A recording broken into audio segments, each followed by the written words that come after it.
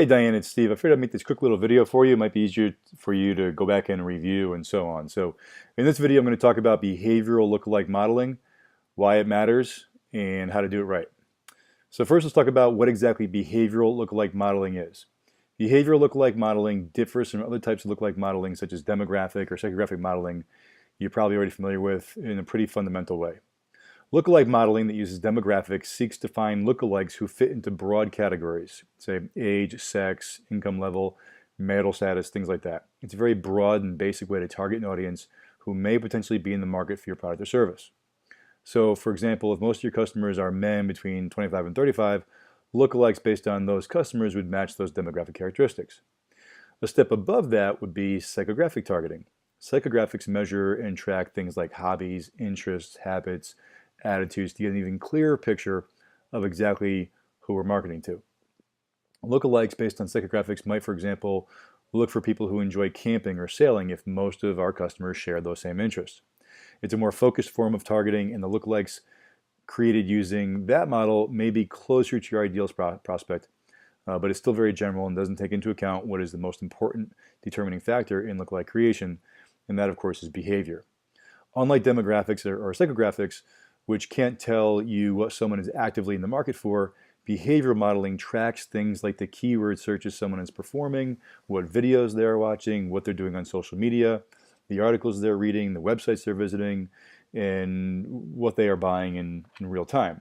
And what can we tell from that? Well, when you combine real-time behavior tracking with identity resolution and artificial intelligence, we can not only know what someone is doing nearly every minute of every day, which includes what they did up to and including the point at which they clicked on a link and landed on your website, but we can also know something else that is incredibly important.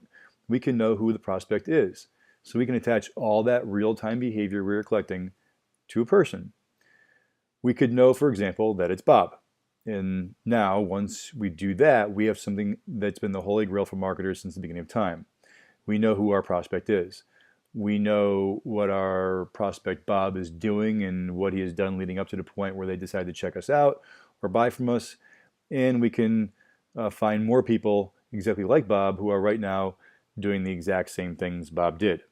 We do that through the use of a cryptographic hash, which is a privacy protected small file that can identify Bob and the things we know about him, like his email address. And this is the tool we can use to find his behavioral lookalikes. Now, what's great about this hash is that it never expires. It's permanent, so once we have it, we can't lose it. Even if Bob clears the cookies from his computer, the hash lives on. It's also portable. If we wanted to reach Bob on an ad platform like Google, Facebook, or Twitter, email him, send him a postcard, even reach him soon on radio or TV, all we have to do is upload that hash and the platform will know it's Bob. We don't have to search for Bob and hope we stumble on him by using things like interest or demographics or even the keywords he's searching for, because we just know it's Bob, our ideal prospect, which is pretty powerful in itself, but it's far from the best part. Because if we have the hashes on Bob and hundreds of other people who did what Bob did, visited your website, for example, meaning they're interested in what you sell, we can upload all those hashes and then ask those platforms who know more about what people are doing online in real time than probably anyone else in the world to go find more Bobs for us, to look at Bob's behavior and find the commonalities and send us more. This is how behavioral lookalike targeting works. It models the most important factor there is, not what people look like or how old they are or what kind of music they like. It models what they're doing right now. So now you know what it is. Hopefully you can appreciate how powerful it is and how you can make the most of it. So here's a simple 3-step strategy to help you leverage behavioral lookalike modeling.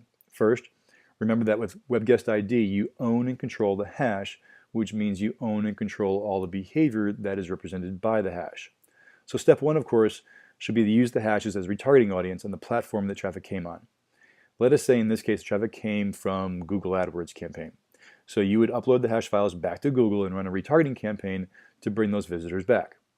Straightforward, but remember you own and control the hash. So as part of step 1, upload those files to other platforms and retarget there as well.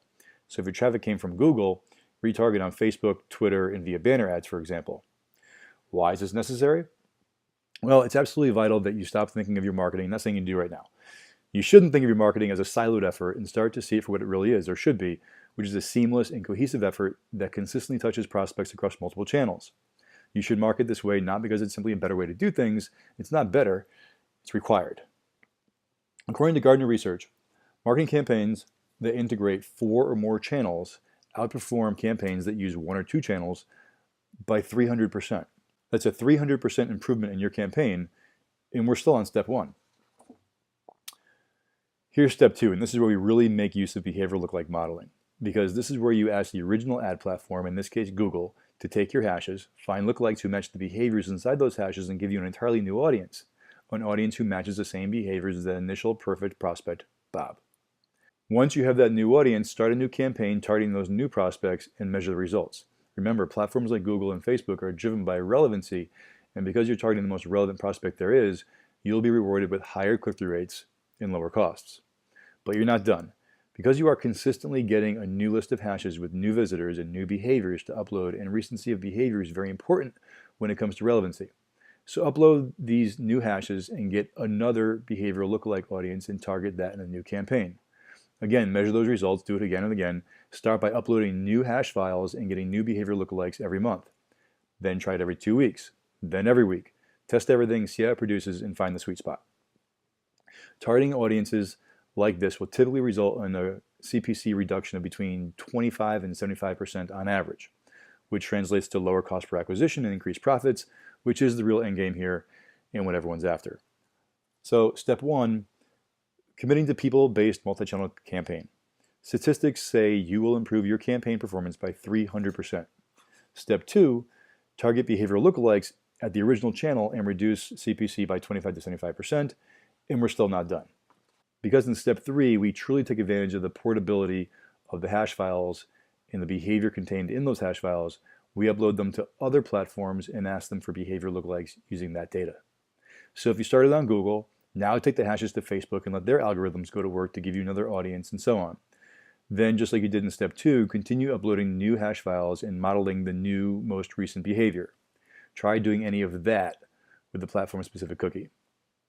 These 3 steps are how you win with identity resolution, web guest ID, and the behavioral lookalike targeting that is only made possible when you own and control the hash. That's how web guest ID does what cookies simply can't. Talk to you soon.